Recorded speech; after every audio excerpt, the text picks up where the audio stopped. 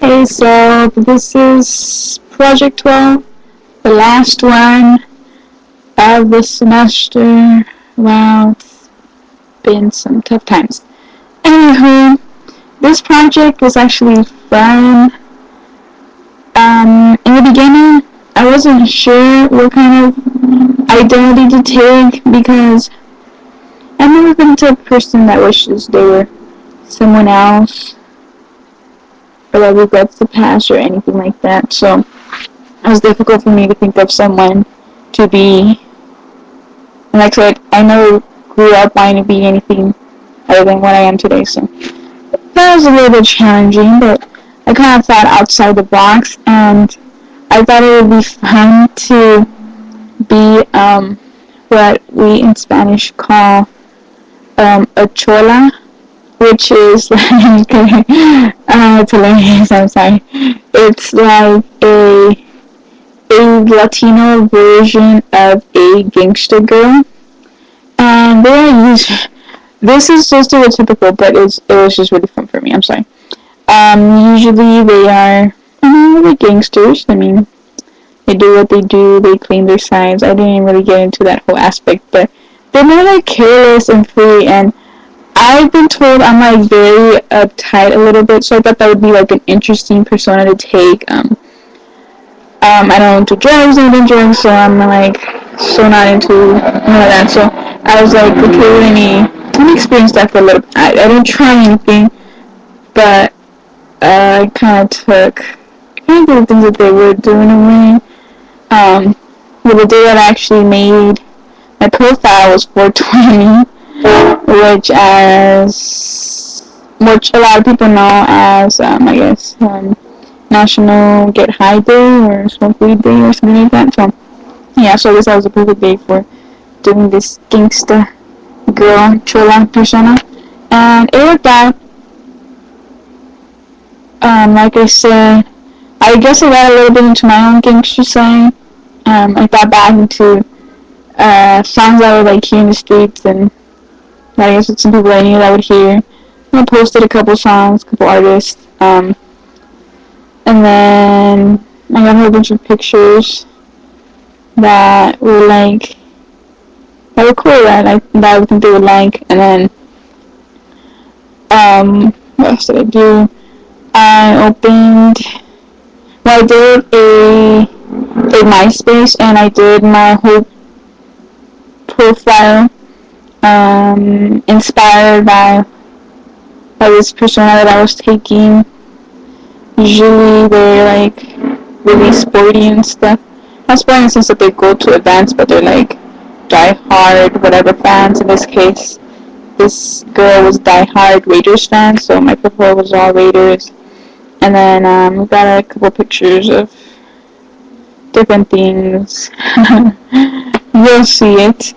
And also, what else did I do? I didn't put like too much personal information about myself because I don't really feel that they do. They're not the type of people to really to like show their emotions much or to say, oh, I've done this, that. No, I don't do that much because I feel like that's really how they are. But I did post a lot of fun stuff, like their interests and stuff, like things like that. So I did a MySpace and also did a Facebook. I just did those two things because, I mean, they're not really people that would get on the web and go look for something or create an account. Like, they just live in the streets. So I would like to make a video of me in the streets doing something, but that would just be dangerous, and no, we don't want to get into the legal aspects of it. So yeah, and then also I had to make a new email account, and I just put things that like this girl would probably put, and I gave her a nickname of Sad Eyes. I've just heard that nickname so much, and I was like, okay, let's keep it like that. And then yeah, and then I also just made like a small video on that website that you guys posted. I totally forgot what it's called, I'm sorry. But yeah, my little avatar just saying a quick little intro about herself. And then, yeah, so it was fun. I got to listen to some good music. And then I just got to explore a little different side of myself. So that I probably won't be, but just like a different person. Not within me, but I don't know. It was a little weird, but still interesting. And then for the artists, for the lecture, I love this. Like, I really love this week's lecture. It was awesome. I never really realized this remix culture that we're in. It's like crazy. Like Glenn pointed it out and he showed us his videos and showed us what we were doing. And then he posted a video on, what's it called? On the art website of the Pinocchio, like the remix of it. And so I kind of just put things together, like, we really are remix culture, and I didn't even realize I didn't even notice. Yeah, I would go on YouTube and, like, look up those videos, but I never realized how important it was and how it made such an impact on all of us.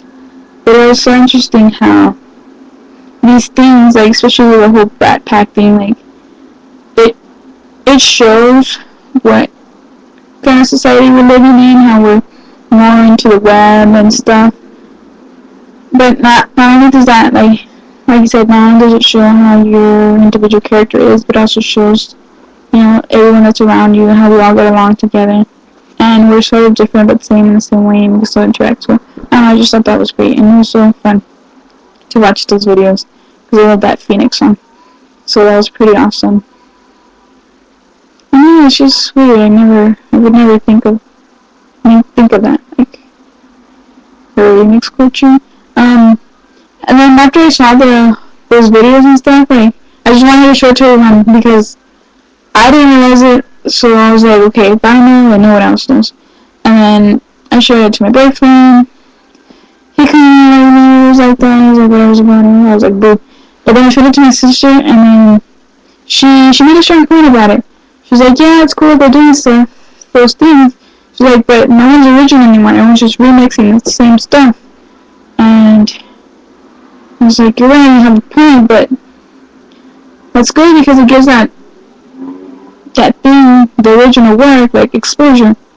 If it wasn't because of the remix, the original one wouldn't be seen as often. So I don't know, I think it just spices it up even more. Like, the recipe just gets better and better. So I don't really see a problem with it, but I guess a little bit maybe the whole copyright thing might be difficult. Like, who do you give credit to, the remixer or the original one? Or why the remixer, not the original one? I don't know. It's a little complicated. But I don't know, I just thought that it was fun, and that's a good question to ask ourselves. And then for this week's project, for the presentations, they were very interesting. The one from Gracie Kendall, that was interesting.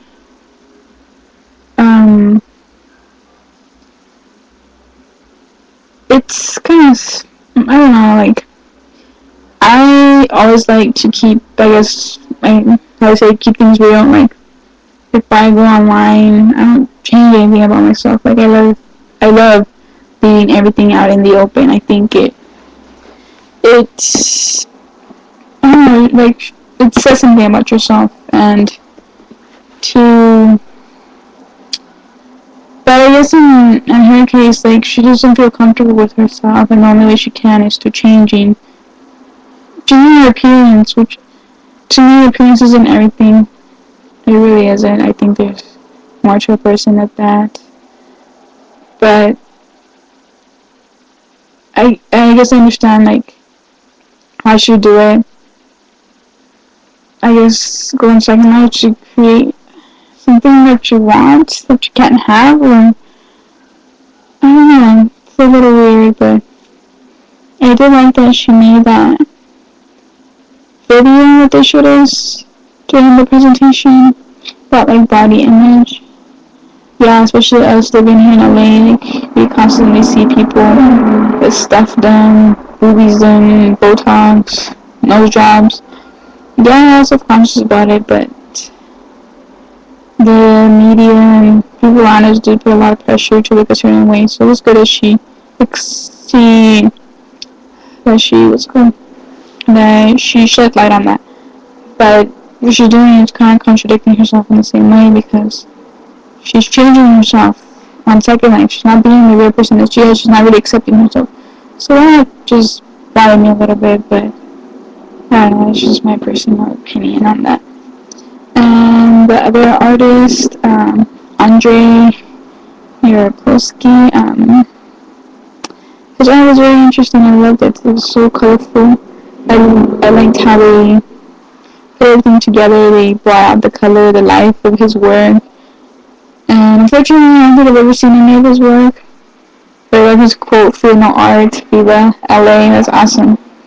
So they got a pretty cool artist. I just enjoyed like looking at his stuff. Like, it's colorful, like very interesting, and they brought it together very nicely. For the other artist, Mayers, her work was also, well, the way the group presented it was very cool too. They made the classroom setting. I really like the what's it called? The windows, like in a Catholic church. I'm Catholic, so as soon as I saw that, it definitely did remind me of going to church. And they brought up all the different aspects of their life together. Like they showcased it very well. I enjoyed seeing that and learning about the artists too. And then lastly, Ted Meyer, same thing. The group did a good job at showing the artist himself and within the work. Like they all really did.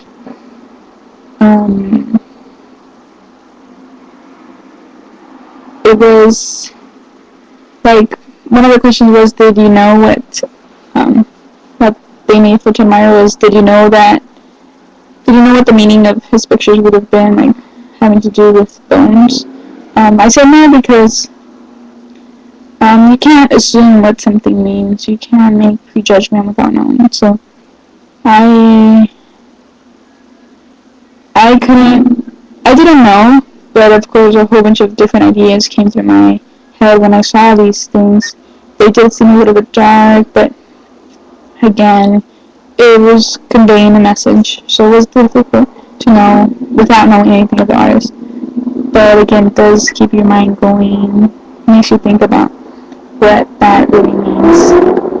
So overall, this week was pretty good. It's just so unfortunate that it's coming to an end.